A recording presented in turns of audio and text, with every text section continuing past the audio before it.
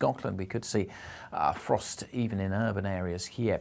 So a chilly start to Thursday, but generally another sunny start. Quite a lot of cloud across these eastern parts of England once more, and the small chance of the odd shower across Lincolnshire and Norfolk. And through the day, the risk of 1 or 2 showers across the far north of Scotland. But for most, it's dry and bright. Some good spells of sunshine for South Wales, southern England. 16, 17, say, in Southampton, 14 in Belfast. Much cooler again in the east, particularly where it stays cloudy through parts of Yorkshire and East Anglia. We'll see that cloud perhaps breaking up a little bit more during the afternoon into the evening. Still a few showers through the night across northern Scotland, but for most it'll be clear again, and again a hint of frost on Friday morning. Again, it's a similar day, dry and bright with plenty of sunny spells across the west, always more cloud across parts of eastern England. Maybe 1 or 2 more scattered showers on Friday over eastern and southeastern parts of Scotland. But for most it's dry, and you get the sunshine. It feels pretty pleasant with temperatures in the mid-teens where it stays cloudy, and on some eastern coasts. Again, it's going to be chilly with temperatures struggling. But the high pressure that's moved in is sticking around, certainly for the start of the weekend. So for many, it's another fine and bright day on Saturday.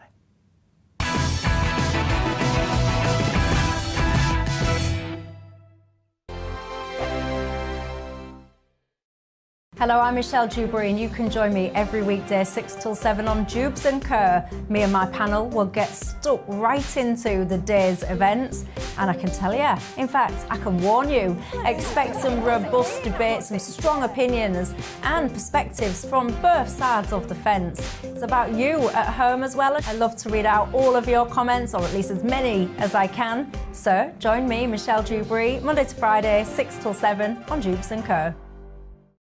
On radio, they call it the drive time slot, 4 p.m. until 6 p.m. as listeners head home. It's that part of the schedule when the dust of the day's events begin to clarify, and we try to make sense of it for you. Brazier is drive time for radio and TV. It's fast, it's punchy, it's opinionated, there's a Brazier angle and a little bit of levity. That's the question. That's 2 questions, actually. That's Brazier, Monday to Thursday, 4 till 6 on GB News. Hello, I'm Patrick Christie's. And I'm Mercy Moroki. Make sure that you join us Monday to Thursday, 10 a.m. until midday, right here on GB News for To The Point.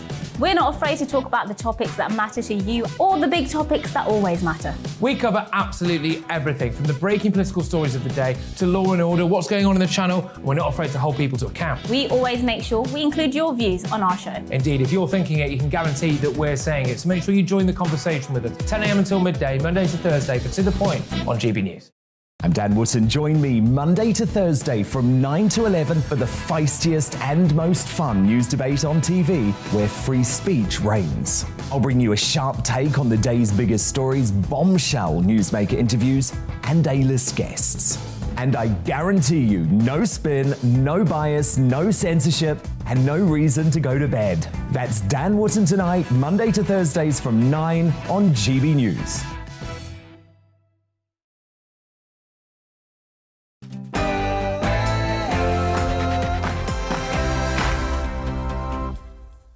Hello, I'm Dominic Frisby, and in just a moment it's Headliners, the show that has comedians review the papers. And tonight, my guests are former Edinburgh Comedy Award winner Simon Fanshawe and future Comedy Award winner Josh Howard.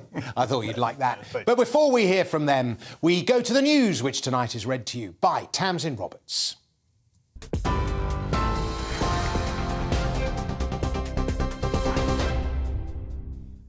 Dominic, thank you. Good evening from the GB Newsroom. A man's been charged with the murder of a 33-year-old woman who's been missing since last week. It's believed Katie Kenyon travelled in a Ford Transit van which headed from Burnley towards the Bolton by Bowland area last Friday morning. The mum of 2 hasn't been seen since. Lancashire police say 50-year-old Andrew Burfield is due to appear at Blackburn Magistrates Court tomorrow. The High Court has ruled that government policies on discharging patients from hospital to care homes at the start of the pandemic were unlawful. The case was brought forward by 2 women whose fathers died from COVID-19 in 2020. Judges said the regulations failed to take into account the risk to elderly and vulnerable residents from non-symptomatic transmission.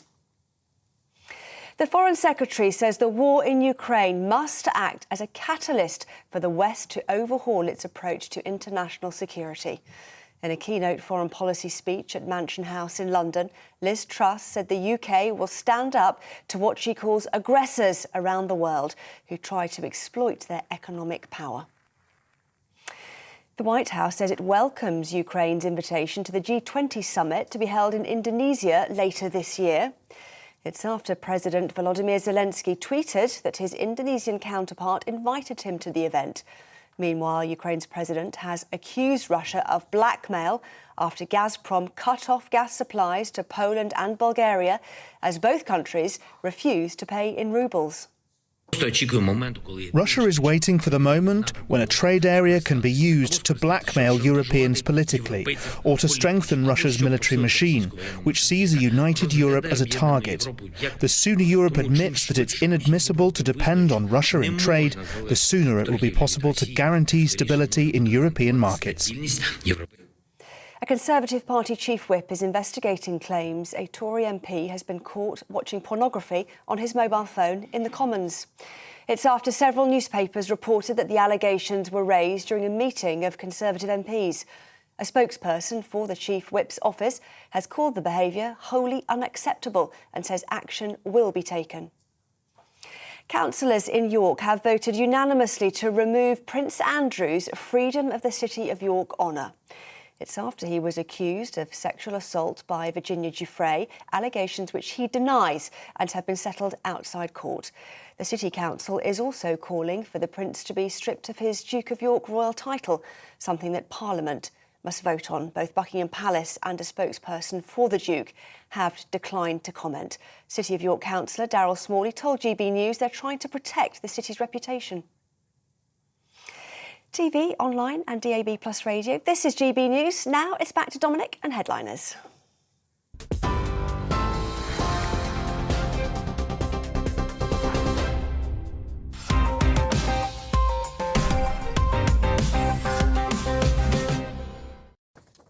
Thank you very much, Tamsin. Hello and welcome to Headliners, the newspaper review show that has comedians sleuth out the best stories from tomorrow's rags.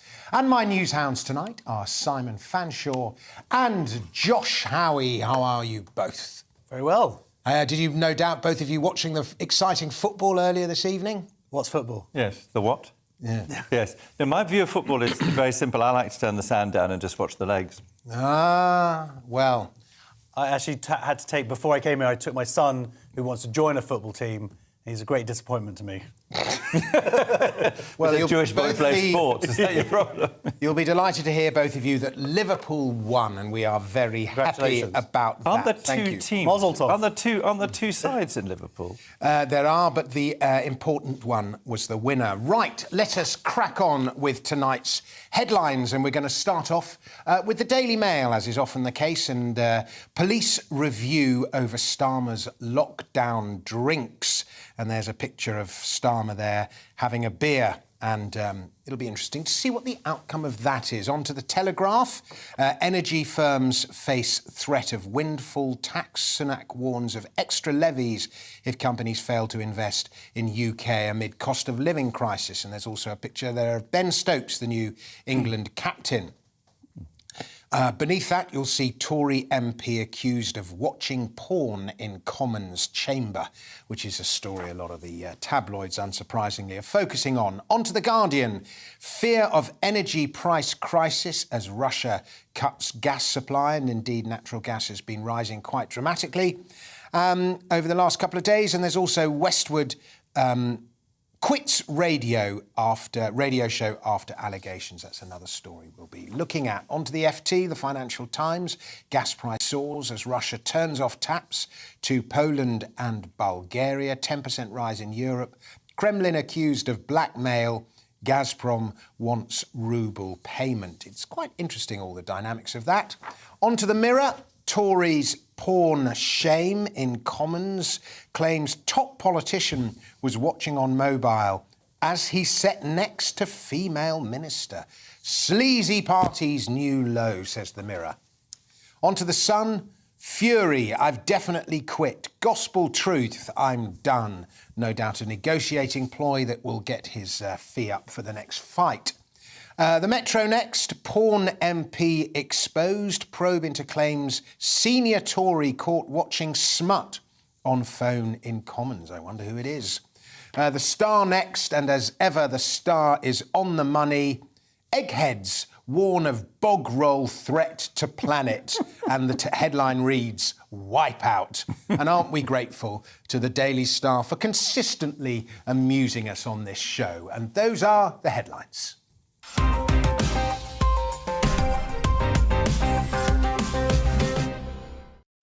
So we're going to start with the Mail, Thursday's Mail, and Simon, everybody's favourite dictator, Vladimir Putin, is threatening to go nuclear. That's what he said. He says he's vowed to use nuclear weapons against any country that dares to interfere with Russia's war in Ukraine. And what he's saying is that if somebody is going to attack us, we will attack back. And, well, there's two things about this. One is it does sound like when you were a little kid and you hit your brother and then he starts to cry and then your mother came in the room and you went, he hit me, he hit me. I mean, he is behaving like the most abusive husband who blames the woman for the domestic violence. There's a phrase for this, which is, I don't know, it's quite popular online, Darvo. Have you come across Darvo? D-A-R-V-O.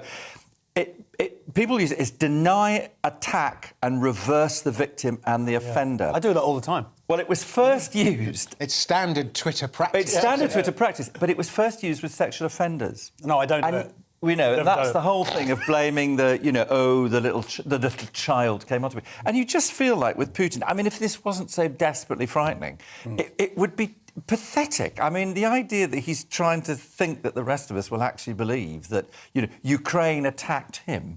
Yeah. He's the victim. It's so bizarre. I love the old restoration comedies when the main characters would be named after their leading characteristic, Mrs. Malaprop being the famous one.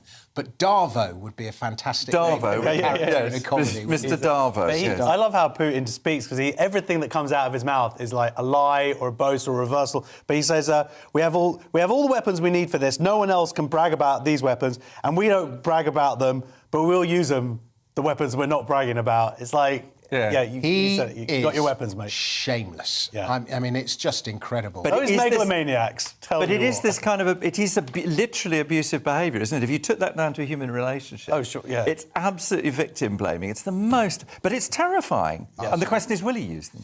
Well, the bloke I follow on Twitter, who's pretty on the money actually, some Russian guy, but he says he doesn't have control of the button. He doesn't have access. Somebody else has got controls. Well, few. Yeah. I always felt that about George Bush, actually, because you wouldn't give him the control of the television set. Well, I mean, George Bush compared to Putin is good at bring on the Bush days. Yes. Right, Thursday's Guardian is next, and more sexual scandal in Parliament. An MP is alleged to have been watching porn in the Commons. What do you make of this? Give me a sec.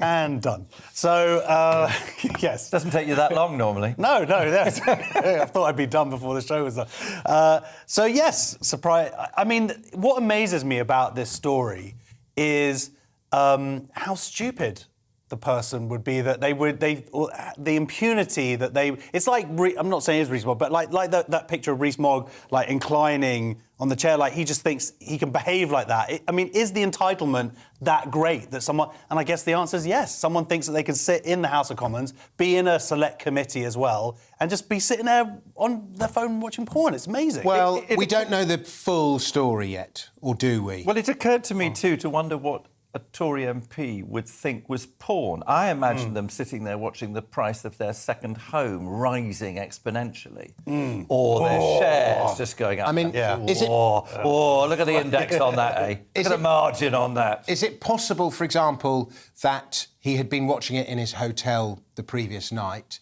and then he got his phone out and hadn't, deleted his history or whatever, and then got his phone out, and there it was from last night, and it just carried on playing. We don't know. Was he watching it for 5 minutes, or was he watching it for 10 seconds? You know, we don't know the full... I'm afraid, Dominic, that excuse sounded just a little bit too well rehearsed. No, Simon, you're suggesting I'm excusing it. I'm just I'm suggesting you use that excuse yourself. No, it's happened. To be fair, there are pop-up windows as well. Yeah. Like if he was like going on a streaming website to innocently steal a movie, not that anybody's ever done that, they do put these pop-up windows. I'm just saying that happens. That might be what it is. I can't help thinking it's accidental and it's some old duffer who hasn't properly got on top of how his phone works. I bet you that's the more like... I don't know, mate. I think there are people who just... I can't believe he's like, whoa, watching this in the middle of the House of Commons when there's people around and a female MP. I don't think you've got Keir Starmer in front of you, or you've got some porn. I know which one I'm going to get. He was probably meant to check his tweets or something. Anyway, let's move on to the next story, and quite an important story, I will say, from Thursday's Times. And a court has ruled that patients discharged from hospitals to care homes during the pandemic were discharged unlawfully. So what this is about is that Kathy Gardner and Faye Harris, Kathy Gardner being Dr. Kathy Gardner, their parents, both their fathers, died in care homes. And what they did was they took to court the guidance that the government and Public Health England had published. And what Matt Hancock said was that, in public, he said that the government had thrown a ring of iron, I think, around care homes. Now, this is all about asymptomatic transmission. And basically what they're arguing is that the advice was wrong and it didn't take due, pay attention to what it needed to pay attention to. And they won. And, you know, the government has been told, and Public Health England has been told, actually, you gave the wrong advice and you put these people at danger, and they died. And, it's not surprising. But on the other hand, you think, Matt Hancock says, through a ring of steel or whatever around the care homes. And you do think that we live in a place where, Boris Johnson and his wife and the baby and friends are sitting in Downing Street Garden with the wine, and that's called a work party. And then the people bringing the booze in the suitcase from the co-op, the suitcase is like a briefcase. I mean, the ring of steel around the care homes, frankly, a lie's not a lie. Yeah, it was an awful blunder at best. And, my dad was in hospital right at the beginning of the pandemic, and they were expecting loads of people, so they cleared everyone out of the hospitals to create space. My dad was among those who were sent home. And we didn't put him in a care home, we just took him home, and he died 2 or 3 weeks later. So he probably would have died had he been in hospital. And looking back, I'm glad he came home. But, he was one of the guys who was sent home in the whole thing. So, and the thing is, they sent him home, and he was so, we didn't have a proper bed in that. There was so many incompetent things that made that he had an awful week that he needn't have had if there had been a bit more care and attention. And there was there was some of those people who worked in the care homes too who went and lived in the care homes to try and protect the people in there so they don't bring infection in. I think what it is, we didn't know what a pandemic was about. Yes, there was lots of experimentation. I'm sure mistakes were made. You could forgive that if they then don't tell the lie. This is, we threw a ring of steel. This is just absolutely the shortages of all of the shortages of masks at the time in the homes and everything. And there was awareness, as it says here, of the fact of how the disease passed around, how it was asymptomatic for some people and stuff. So, protect the NHS. On to Thursday's Sun now, and the Duke of York has lost another title. Well, that was it. I got excited here. Prince Andrew loses title. I was like, is this it? Is this the big one? Oh no, he's lost the freedom of York. We want him to lose the big one. We want it. But they're saying that this might be now. He's no longer an honorary freeman of York. This is the first step to him losing the Duke of York. Do we know if it's York who decides? No, it's not at all. They've got nothing to do with it. They're just trying to make a tenuous claim to make a story out of it, which I'm continuing the media system here. But yeah, so he was given the freedom of the city of York in a lavish ceremony in 1987, which I don't really understand. How lavish could it have been? It was before Pret a Manger was his. I don't really believe how... Well, imagine who the guests were. Oh, well, yeah. Sarah Ferguson. Well, the thing too that they're all on GB News now, actually. The story also mentions not only did York City Council withdraw the freedom of York from Andrew, but Scarborough City Council in 2011 removed the freedom of the city from Jimmy Savile. And you think, well, either Yorkshire made the mistake of giving the freedom of cities to Jimmy Savile and the Duke of York, or, actually, more likely, they're the only people in the country who've got the decency and the hard-headed bluntness to say, we're bloody taking it away. We don't care. It's going. All paedophiles come from York. Shire. Yeah. Apologies for that little bit of bad language there. When we move on to Thursday's Mail, and it was a bad joke, not a bad language. There was a swear word in there. Did I say a swear word? No, not you. Oh, OK. But is that a swear word? Let's not discuss it now. Well, that's to be discussed after the show. Well, I apologise to anybody. I apologise to anybody who was offended. There's more to it than that. Anyway, Thursday's Mail, and Rishi Sunak has been cleared of any wrongdoing by the watchdog, but I don't think it's going to save his reputation.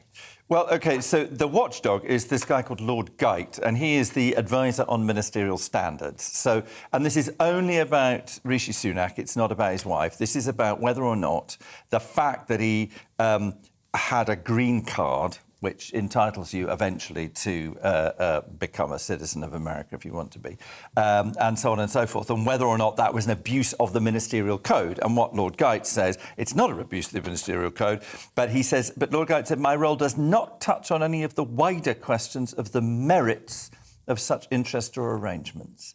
And you do think it was a bit foolish, weren't you, really? And it reminded me, really, I mean, I just thought of that joke, you know, the Englishman, an Indian, an American walk into a bar and the barman says, your usual, Mr. Sunak? Ta-da! Very good. There's more swearing. But I agree with you. I mean, what that say, my role does not touch any wider question of the merits. That's such brilliant political speak for, like, he didn't break any rules, but the rules are rubbish, essentially. That's what he's saying. And this is one, guess what, guys? The super rich can do whatever they want. Yeah. Surprise. It's very English, that, isn't it? I'm not saying anything, but they can pretty much do anything. He didn't break any rules. But I do also like, they keep on going about the smears against his wife being, her tax. They weren't smears, they were facts that were released. So every time they keep on saying about, the smears about his wife, no, she was living in Downing Street while she had non-dom tax status. That's not a smear, that's a fact. So it just annoys me every time I keep on trying to pass it off like this. You do think that actually they might have, I mean, on a sort of opportunistic basis, they might have taken a bit more care. Yeah. It's all very well. I can't believe this thing that, we checked, and it's in the rules. Yeah, but that's not the point. Yeah. The point is, how do we feel about it in terms of the lack of trust that there is at the moment? OK, and let's move on to our final story in this section. Another gentleman who no doubt has has been given the freedom of some Yorkshire city. Tim Westwood, who's got this one? Prop, prop, prop! The big dog is going down! If anybody listens to 90s hip-hop, we'll get that reference there. The big dog's a dirty dog.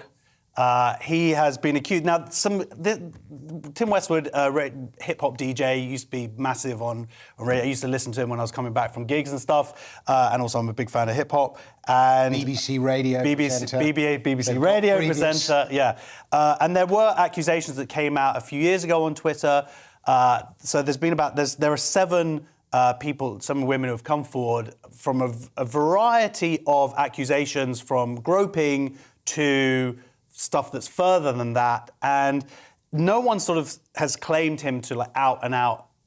But the point of it is he certainly seemed to have used his power and not been a good human being. Should we say that? And I guess I don't want to say the rules have changed. Like, abuse is abuse, but it's when you read their testimony about what happened to them, and this goes back sort of 20 years. This not good stuff. No, come on. Look, and he stood down. I have a really clear position on this. Women have to be heard, but there has to be due process.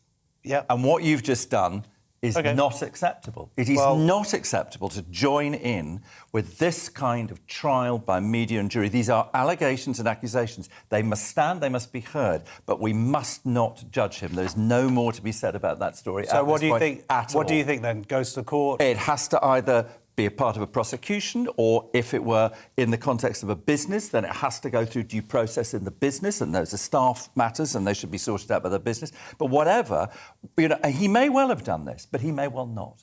And whatever he did or didn't do must go through process. We can't go on. Do you think he should have his radio show during the time? I think suspended? I think there's a good reason, and I suspect he doesn't want to, and I suspect it's decent for the women too, for people to stand back. But actually, there has to be a process through which we go to. In any case, this is a story that broke yesterday, and the development today is that he's stood down from his radio show. Right, we are going to take a break now. Strong words there from Simon Fanshawe, owning the room.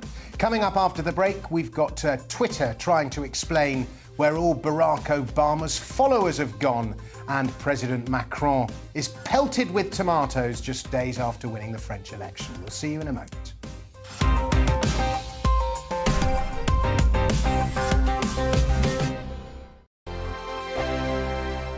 Hello, I'm Michelle Dewberry, and you can join me every weekday 6 till 7 on Jubes and Kerr. Me and my panel will get stuck right into the day's events, and I can tell you, in fact, I can warn you, expect some robust debates, some strong opinions and perspectives from both sides of the fence. It's about you at home as well. I love to read out all of your comments, or at least as many as I can. So join me, Michelle Dewberry, Monday to Friday, 6 till 7 on Jubes and Kerr.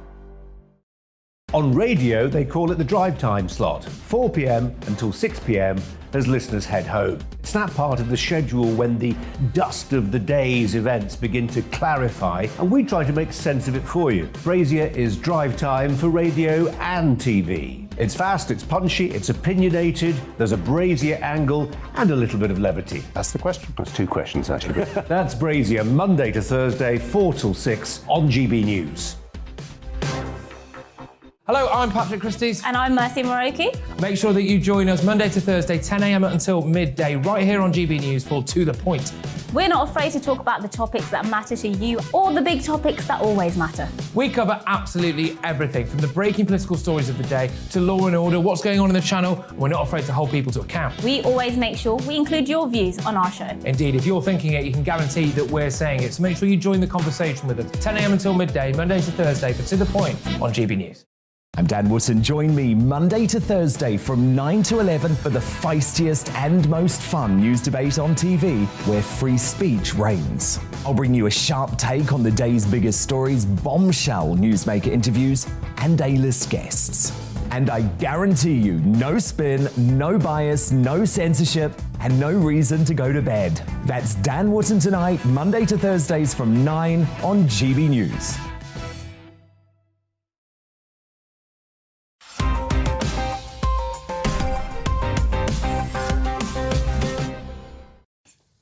Welcome back to Headliners. I'm Dominic Frisby, and the left is well represented on tonight's panel. I'm not going to say the loony left, I'm going to say the intelligent left, in the form of Simon Fanshawe and Josh Howie. And we start part two with Thursday's Guardian. We covered this story a few weeks back, and now Ofsted has got involved. And Simon, I imagine you have plenty to say about it. Well, I suppose I do in some ways. Look, the story is that there is a school called the John Fisher School. It is run by the Archdiocese of Southwark. It is a Catholic school. The teachers, or whoever, asked this guy, Simon James Green, to come and celebrate World Book Day in March. As it happens, Simon James Green is a gay novelist, and he writes... Jesus Christ! What? I know. And the Catholic Church... He writes young adult novels, as they're called. In other words, teen novels. Gay porn.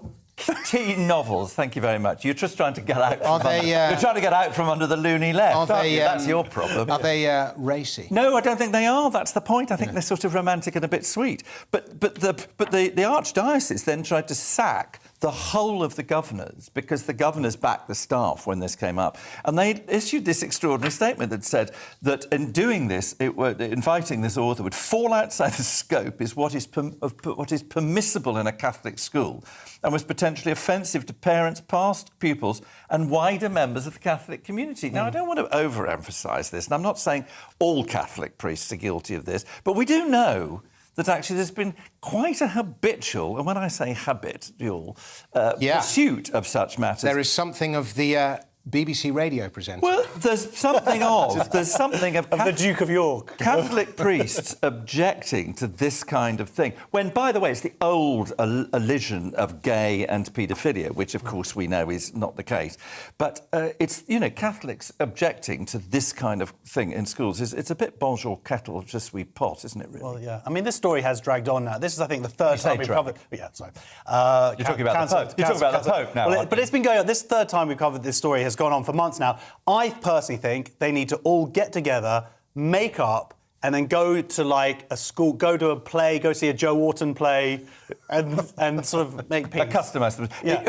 I should say that. Sorry, entertaining Mr. Sloan. It's like the one they've got to go and see. Well, the entertaining Monsignor Sloan. What I should say is that the reason the story is resurfaced is because Ofsted, which is the school regulator, went into the school to look at the governance, because the minute the archdiocese starts to try to sack all the governors because of a decision that's made by the head teacher, and Ofsted went in and said, actually, you're doing this rather well, and you and your team are steering the school well through this difficult time, they said to the head teacher. So one should say that, because it's quite clear that the regulator thinks actually they handled the decision well and the archdiocese is not a good thing. Sorry, I know you want to go, but I just want to say, for me, this story is like summed up in one line in this Guardian article that is not really called upon, is that the NEU has called for a strike. That's the National Education Union. Sorry, are going on. The teachers are going on a 6-day strike because of what happened here. And what are you doing? We've had 2 years of them off. We've just had holidays, and now you're doing a 6-day strike. Do your job. Teach your children. But I also... And 6 days. I mean... Come on! It's a little bit of an overreaction, I would say. Sorry not to be stereotypical lefty there for you, Dominic, but even... I think both of us would agree, wouldn't we, that actually this is daft. When you take your kids out for 1 day of holiday on either side, they're like, that's the difference of them getting an A or a B or a B and a C. 6 days they're going to miss out because of this. But also, this is an educational issue. This is all about... strike during school holidays. They should do the opposite. They should invite... It's like the tube drivers who strike during Christmas. But they should, instead of going on strike for 6 days, they should invite gay and lesbian writers every day of the week for 6 days. To come in and teach. To come in and teach. There we go. That's just problem trying solved. to get work for your mates. Right. I don't have any mates who are gay and lesbian authors, thank you very much. Interesting story now in Thursday's Independent, if you're a Twitter person.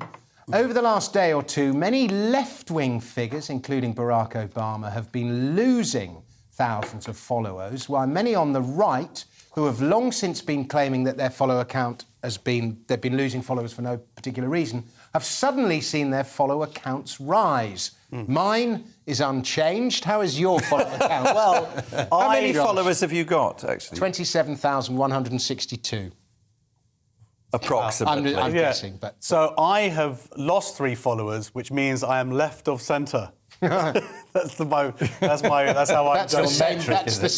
That's the same percentage loss as Barack Obama's 10,000. Yeah, if you work it like that, that probably is what it is. I mean, these numbers fluctuate, but when you have millions and you lose 10,000, it probably is the equivalent of me losing 3 people. And I don't know what I said to upset them, but I'm incredibly sorry. But it was something. I miss you. Breitbart suddenly gained 14,000 followers, and Marjorie Taylor Greene, I don't know who she is. She's a right-wing... she's an absolute loop pot. OK, well, I probably agree with most of what she says. I don't think even... Can I just say, I don't think even you... Is she the Quanon? But anyway, let me just say this. She had 539,000 followers the day before Elon Musk's deal was announced, and that's gone up to 632. So she's got 100,000 followers in 2 or 3 There's days. no question that Twitter, behind the scenes, was doing some dodgy algorithm-y stuff. There's no question. But they were doing it to all sorts of people, not just, so-called right-wing. They favoured the sort of the left side of it. But they were doing it to gender-critical people the whole time. Absolutely. Yeah, but that was happening. They're on the wrong side of the culture. The argument, gender-critical. Well, I suppose... But what I would... I mean, when I say the wrong side... Yes, no, I know what you mean. But what did make me laugh was that when Twitter's statement said, these fluctuations appear to largely be a result of an increase in new account creation and deactivation. And I love it that when these things go wrong, which are like, no, the figure just went down. They have to produce this deactivation, and this kind of posh language. And I was just thinking, it's that thing when the, catastrophic food prices go up and they describe that as fluctuations in the household income. You know what I mean? It's all that kind of stuff. Ghastly business doublespeak. Yeah, well, there's lots of it. Onto the Express. I'm interested to read the ghastly business doublespeak. We heard it in the Sunak case, but I'm interested to see the ghastly business doublespeak explaining the porn incident. It's quite interesting where pornographic language meets ghastly business speak. Right, anyway, onto the Express. And while here we throw eggs at politicians, in France, it seems to be tomatoes. Yes, this is Macron made a visit to somewhere called CERGY. I'm not going to stretch my French pronunciation, but I imagine that's Sergi. Anyway, he went and he was walking through the market, and the Express reports that somebody threw tomatoes at him. Well, there's two things to say about that. First, the Express, which is a marvellous newspaper, but unfortunately its circulation is dying off as a result of natural causes. But it obviously fluctuations in deactivation, and or fluctuations in fatal deactivation in that case. So what they're looking for here is the Express is desperate to find something negative to say about Macron, who just won, by the way, a 60-40 victory against an appalling person, an appalling candidate, but. Of course they throw tomatoes in France. I mean, they are the most stylish people in the entire world. This is where, in America, when women go to work and they wear their trainers and then they put on the high heels when they get to work. Have you ever, in Paris, seen a woman walking to work in trainers? No. She will wear her high heels because it's the steel. He's never been to Paris. Never been to Paris? And it's the same thing in France. It's the same thing. This was actually not a protest. I actually went out. I had an ex-girlfriend who was Parisian. Yes, there you go. And no trainers. That's why she was but that's why she's ex, presumably. Yes, it was the style They're question. all wearing trainers now. Can I just say, this is not a protest, it's a recipe. Can I just say that my favourite line was this, where basically they're now saying that to find the Prime Minister, he's going to nominate Prime Minister, and a French government official says, the President is keen to name a woman. And I just thought that was nice because the Labour Party don't seem to be able to name what a woman is, so hopefully they could... Well, they're gaining clarity with the whole events of the last couple of days, but then it's to name a woman, someone who understands the state machinery but is not political. Good luck with that.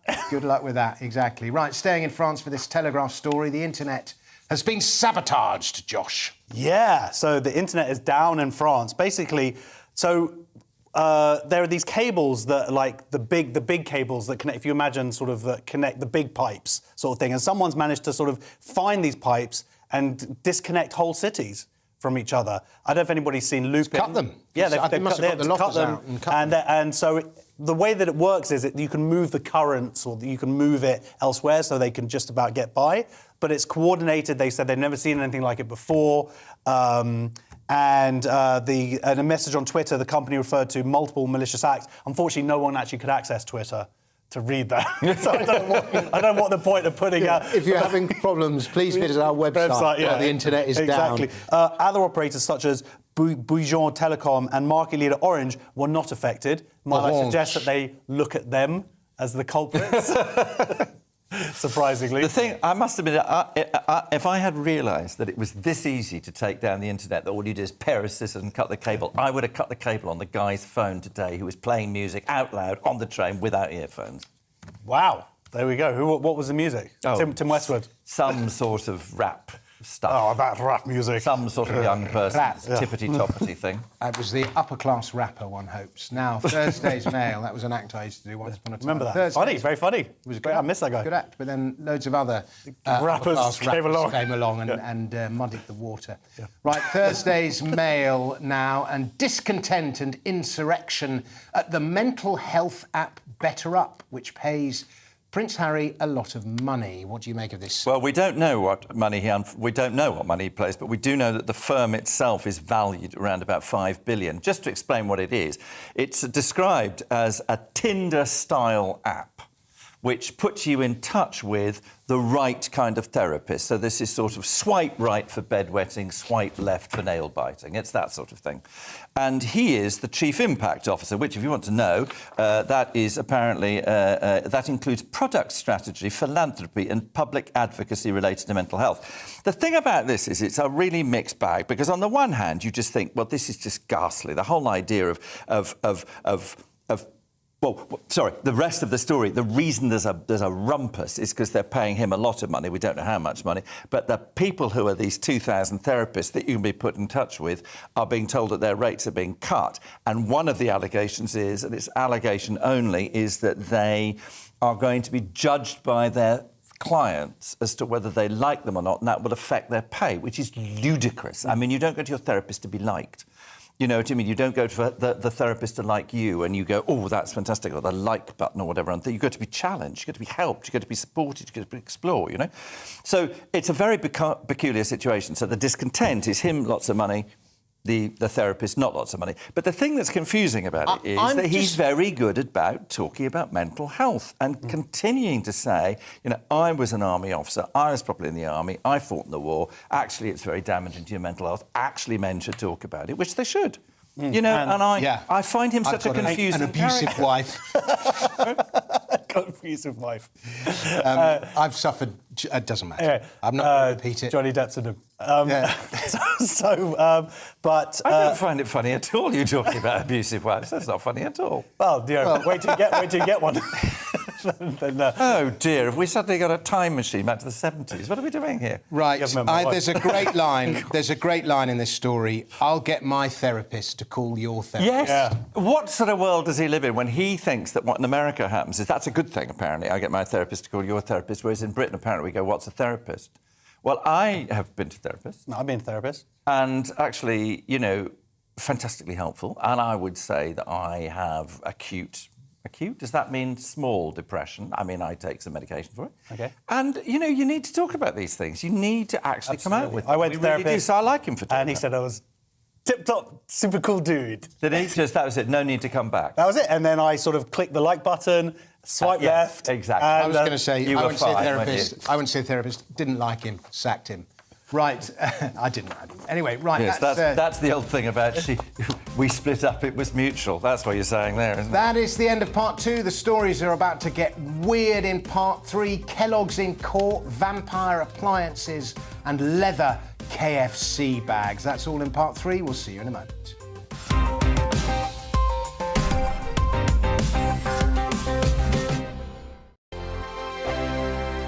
Hello, I'm Michelle Dewberry, and you can join me every weekday 6 till 7 on Jubes and Kerr. Me and my panel will get stuck right into the day's events, and I can tell you, in fact, I can warn you, expect some robust debate, some strong opinions and perspectives from both sides of the fence. It's about you at home as well. I love to read out all of your comments, or at least as many as I can. So join me, Michelle Dewberry, Monday to Friday, 6 till 7 on Jubes and Kerr.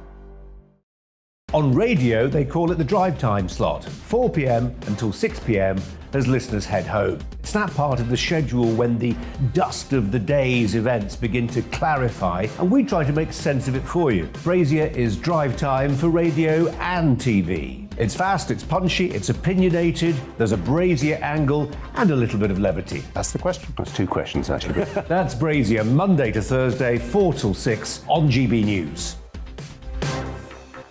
Hello, I'm Patrick Christie's. And I'm Mercy Moroki. Make sure that you join us Monday to Thursday, 10 a.m. until midday, right here on GB News for To The Point. We're not afraid to talk about the topics that matter to you, or the big topics that always matter. We cover absolutely everything, from the breaking political stories of the day to law and order, what's going on in the channel. We're not afraid to hold people to account. We always make sure we include your views on our show. Indeed, if you're thinking it, you can guarantee that we're saying it. So make sure you join the conversation with us, 10 a.m. until midday, Monday to Thursday, for To The Point on GB News.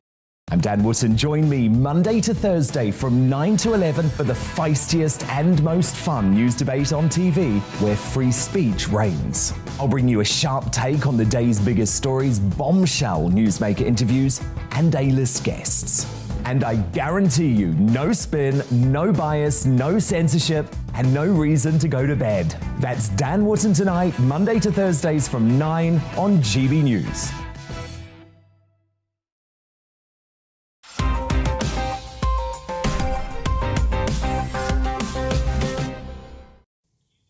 Welcome back to Headliners. I'm Dominic Frisby. With me are Simon Fanshawe and Josh Howie.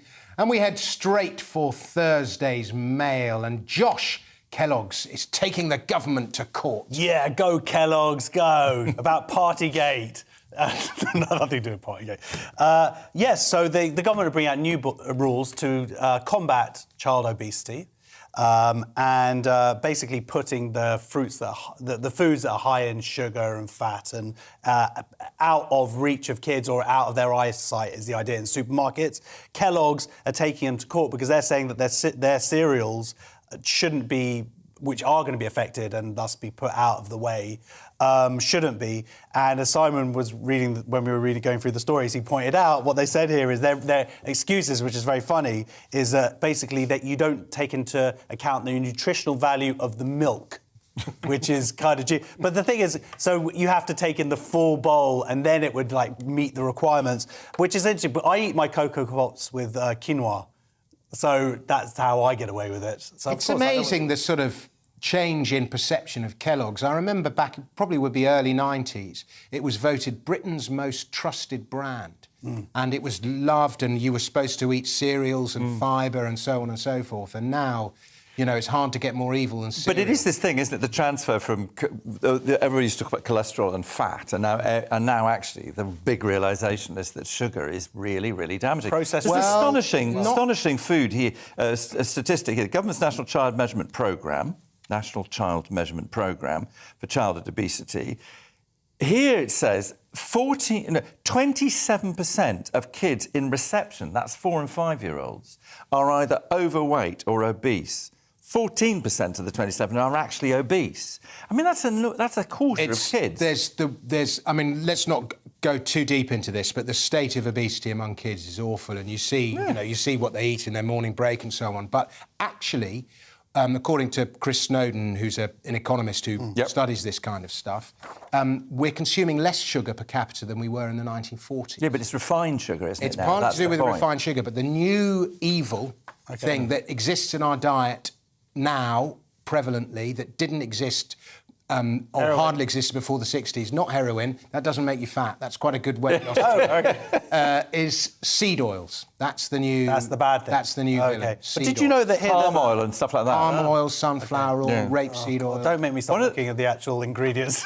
But crunchy nut and fruit and fibre aren't going to be meeting these new requirements. Even fruit and fibre? Fruit and fibre are not going to be meeting... Shreddies is there. They've invented a new kind of Shreddies called the Simple one. That's Nestle, by the way. It's not Nestle. Which apparently does mean... But my favourite is this woman called Caroline Cerny from the Obesity Health Alliance accused Kellogg's of a blatant attempt of trying to wriggle out of the new regulations. You think, if you're that fat, you can't wriggle out of anything, but I think this is really good the government's doing this, and it's part of getting ahead of the problem, finally, because the NHS, it costs $6 billion a year dealing with people who are obese, and this is part of the preventative thing, and that's what we need to do. And, of course, the second biggest cause of cancer as well, even though Sophie Hagen, a comic that we know, would accuse cancer research of being fat-phobic by pointing out... Yeah, but this is ridiculous, the thing of the fat acceptance community. Yeah. I mean, for goodness sake, can we not just accept that you don't have to tell people they have to be heroin chic in order to say being actually obese and overweight is simply bad for you? Of course. Bad for your health. I narrated a documentary about the 1980s. Humble brag. Humble brag. Did you? But one of the... Was it very good? It was okay. Did it win awards? But one of the stories was they did a government health ad from the 1980s, and it recommended you to eat pizza. In the 80s, also the say, government... and then have a cigarette. Well, it may as well... Is pizza that wrong? Italians don't necessarily have these health problems.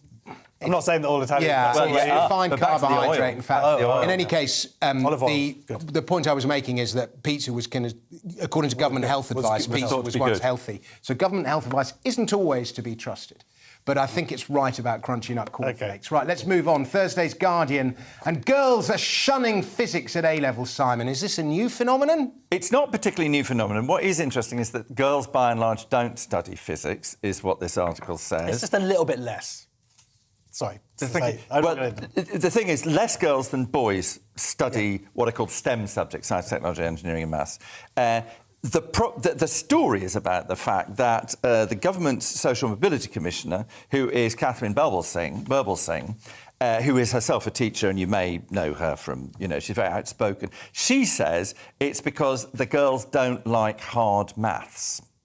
And there's a wonderful woman who I've actually met called Dame Athene Donald, who is the Professor of Experimental Physics, and she's the Master of Churchill College, Cambridge, who basically said it's not about driving girls into physics, it's about not saying stupid things like that put them off. In other words, stop taking the barriers away. Because one of the interesting statistics is that, if you look at this, is that girls in girl-only schools, in single-sex schools, are 2.5 times more likely to progress to A-level physics than girls who are in mixed schools. So one of the arguments is, and there's no doubt about it, if you look at the way in which girls progress, is that they don't progress typically up. It gets less and less. So if you go from, GCSE to A-level to postgraduate, or graduate to postgraduate, or into engineering or whatever, you can see the number of young women and girls to start with declining. But it's not, I don't think. I think it's a bit mad to say, well, it's because they don't like hard maths. I mean, you may well, of course, the old joke is that the reason women aren't good at maths is that men, for many, many years, have been lying to them by telling them that is 6 inches. We've been oppressing them with numbers. That is 6 inches. I don't know what you're talking about. Anyway, I like the bit here. So in 2021, while only 23.1% of physics entrants were female, they outperformed their male counterparts, with 0.3% of girls achieving A, compared with 20.9% of boys. Now, I need a girl to explain that to me, because I'm just a dumb little boy.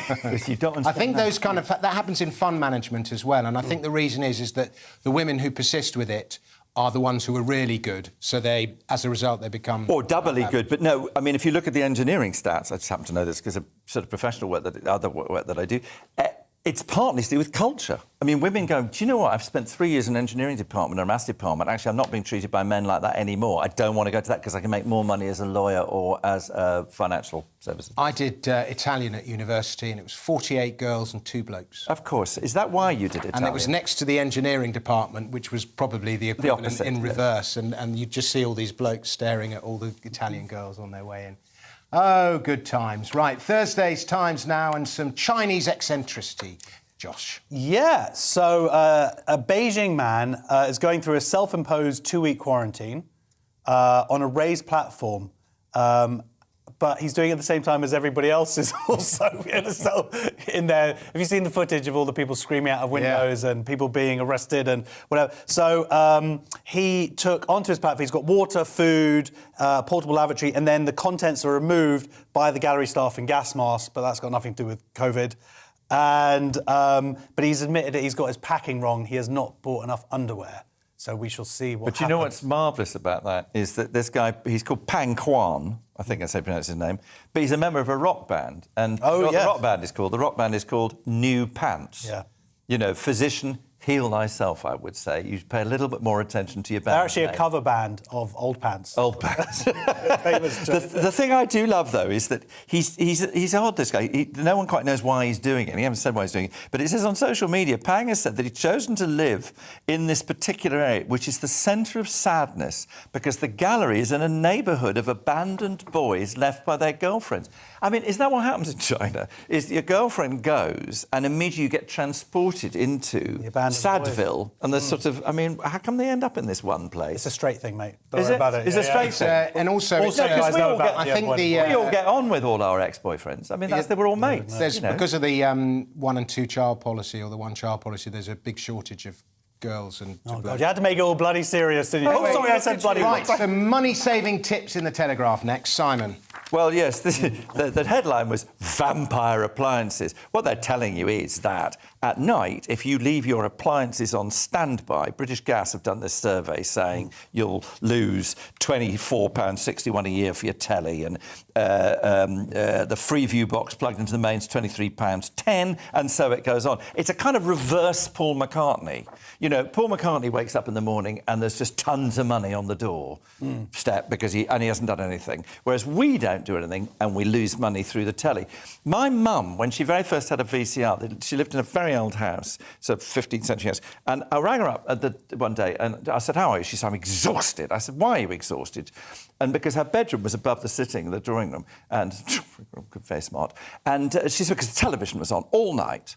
I said, why was it on all night? So I was recording something. I said, why? She said, well, I wanted the volume up so I could hear it. What she didn't realise was that the programme went into the VCR and then you just watched it on the monitor. You see, that's the problem, Yeah. if you leave your telly on all night. I need to send my son this article, and I'm sure your children are the same. But look, I'm sorry, are you going to go around turning all these things off and then the morning you have to set the clock? Well, I was reading the article. I was like, as soon as I'm getting home, I'm turning off the microwave. And... No. Right, Thursday's Guardian now, and never mind Louis Vuitton. You can now buy £198 insulated leather KFC handbags. What more could any stylish chap around town want? I know, it's just a shame that Valentine's Day has already passed us by. Otherwise, I know exactly what I'd be getting my wife. So they're designed to hold one of the chicken chain's Twister wraps. And according to its website, all proceeds, though, is going to go to the KFC Foundation. Now, I thought that was a 90s pop group. Thank you. When I wrote, that was the one I wrote that I thought you'd like. It was a 90s. That was the funniest one you wrote. Yeah. No, didn't K. No, OK, fine. Never mind. I thought it was pretty good, but thank you for laughing. No, I did. I had a appreciate little chuckle there. I didn't get it. We have a nice story from Thursday's Metro Next, and not everyone is a thief, Simon. Not everyone is a thief, because this man lost his wallet on a night out in Manchester, and he turned out he left it in the back of a cab with £137 in it, plus a number of other things that you always have in your wallet. 7 years later, he got it sent back by recorded delivery, and it had an address on it. So he wrote back and said, thank you. And this bloke just wrote back, simply signed, a Manchester taxi driver. And the taxi driver wrote back, 7 years, wow. The wallet was found in an old taxi and looked untouched. I hope all the belongings are there. Get yourself to a bank, get the money updated, and enjoy all the best. Isn't that lovely and sweet? 2 of the £20 notes were still in currency.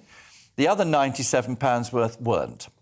I think this story is disgusting, because the person who returned it should have gone to the bank and upgraded the currency. And I think it's really foul that he didn't do that. The sort of lack of consideration Yeah, I mean, come on, to other man. people. I mean, really, why don't you just make the effort? Yeah, I feel just pretending to be nice. Yeah, I feel rather a lot of sympathy for this lady in the Mirror, Josh. Petty bureaucracy gone mad. Well, except for the fact she didn't check her passport. Basically, but come on, it's still valid. You have to explain what it is. You have to explain this is what really a kind of Brexity story. I know. Yeah, that's why I'm setting the boundaries sneaking already. it in there in the Express. So now you have to have 3 months left on your passport. She didn't check properly, and so she had to then go up to Glasgow, fly up to Glasgow for £177, get it renewed before going on holiday. Yeah, it cost us. It was a 650-mile round trip, because that was the only passport office that would service. Still, yeah, absolutely. And she says here it was frustrating because if had we been able to travel when we initially planned, my passport would have been well in date. So this is just one more other victim of COVID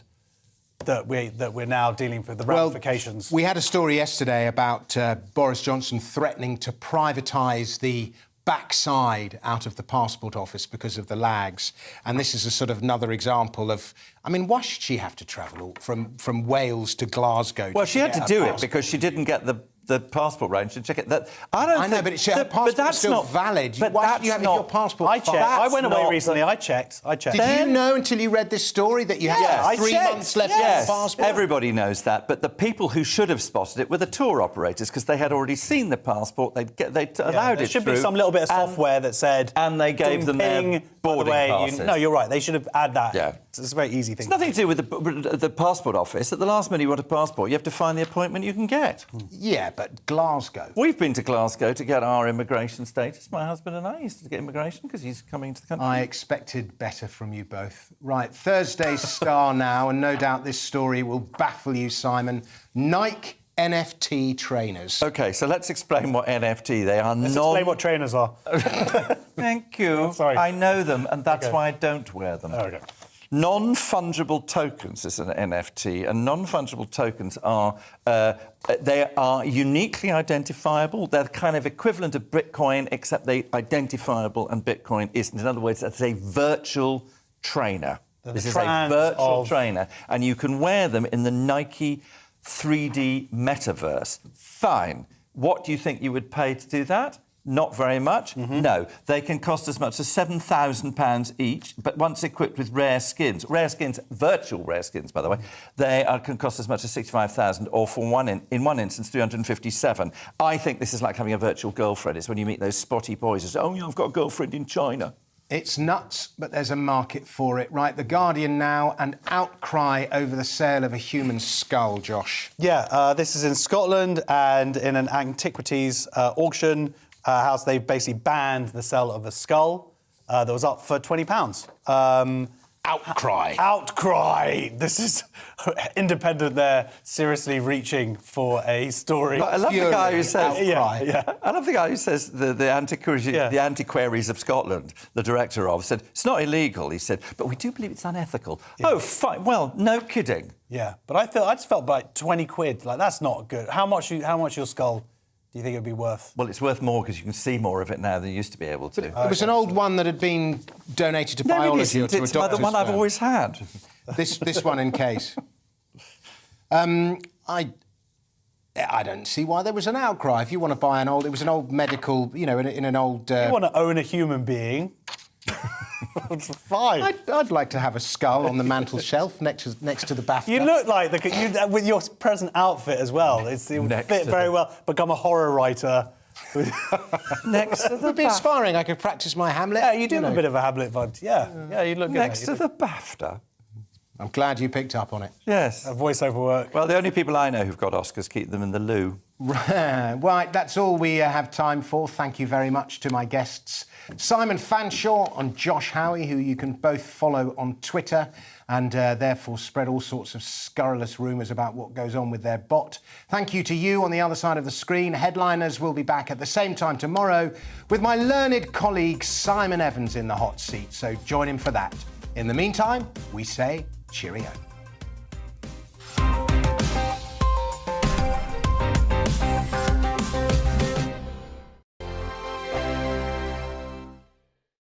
Hello there, I'm Eamon Holmes. And I'm Isabel Webster.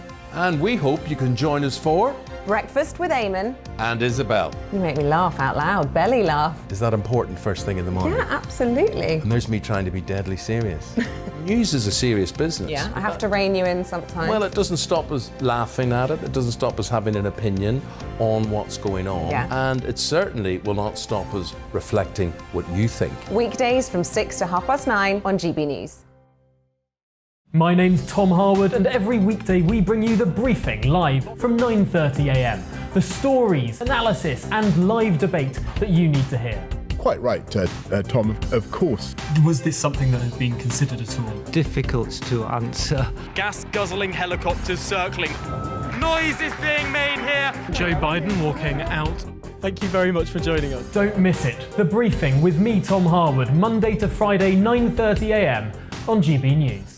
Hello, I'm Michelle Dewberry, and you can join me every weekday 6 till 7 on Jubes and Kerr. Me and my panel will get stuck right into the day's events, and I can tell you, in fact, I can warn you, expect some robust debates, some strong opinions and perspectives from both sides of the fence. It's about you at home as well. I love to read out all of your comments, or at least as many as I can. So join me, Michelle Dewberry, Monday to Friday, 6 till 7 on Jubes and Kerr. On radio, they call it the drive time slot, 4 p.m. until 6 p.m. as listeners head home. It's that part of the schedule when the dust of the day's events begin to clarify, and we try to make sense of it for you. Brazier is drive time for radio and TV. It's fast, it's punchy, it's opinionated, there's a Brazier angle and a little bit of levity. That's the question. That's two questions, actually. That's Brazier, Monday to Thursday, 4 till 6 on GB News. Hello, I'm Patrick Christie's. And I'm Mercy Moroki. Make sure that you join us Monday to Thursday, 10 a.m. until midday, right here on GB News for To The Point. We're not afraid to talk about the topics that matter to you, or the big topics that always matter. We cover absolutely everything, from the breaking political stories of the day to law and order, what's going on in the channel. We're not afraid to hold people to account. We always make sure we include your views on our show. Indeed, if you're thinking it, you can guarantee that we're saying it. So make sure you join the conversation with us, 10 a.m. until midday, Monday to Thursday, for To The Point on GB News. I'm Dan Wootton. Join me Monday to Thursday from 9 to 11 for the feistiest and most fun news debate on TV, where free speech reigns. I'll bring you a sharp take on the day's biggest stories, bombshell newsmaker interviews, and A-list guests. And I guarantee you, no spin, no bias, no censorship, and no reason to go to bed. That's Dan Wootton Tonight, Monday to Thursdays from 9 on GB News.